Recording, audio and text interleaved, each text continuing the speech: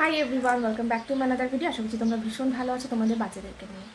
একটা মায়ের যখন সর্দি লাগে, সেই মা যদি তার বাচ্চাকে ব্রেস্ট ফিডিং করায়, সেই বাচ্চার নাকি সেই দুধ খেয়ে সর্দি লাগতে পারে। এই কথাটার সাথে কিন্তু অনেকেই খুব ভালোভাবে রিলেট করতে পারবে, কারণ আমার মনে হয় এই কথাটা কম বেশি প্রত্যেকটা মাই শোনে।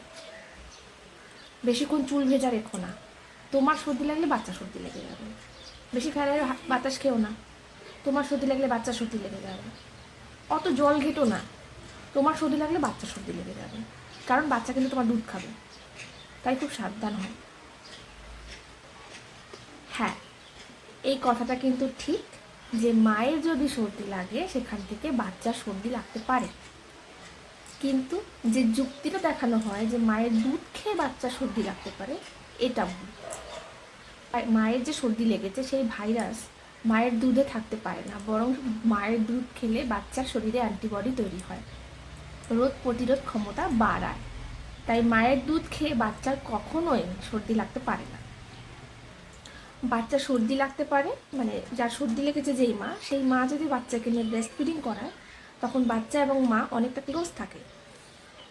সেই সময় মায়ের ভিতরে থাকা ইনফেকশন কিন্তু মায়ের শ্বাস প্রশ্বাসের মাধ্যমে বাচ্চার শ্বাস প্রশ্বাসের মাধ্যমে বাচ্চার ভিতরে যেতে পারে।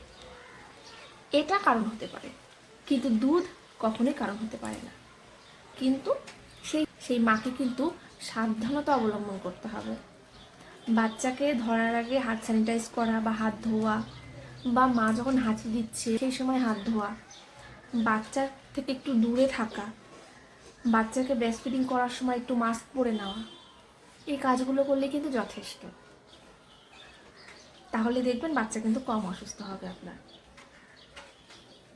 যাই হোক, এরকম ছোটো বড় ইনফরমেশন পেতে আমার পেজটিকে ফলো করে রাখতে পারেন, কারণ আমার পেজে শুধুমাত্র বাচ্চা এবং মাদের নিয়ে ভিডিও বানানো হয়।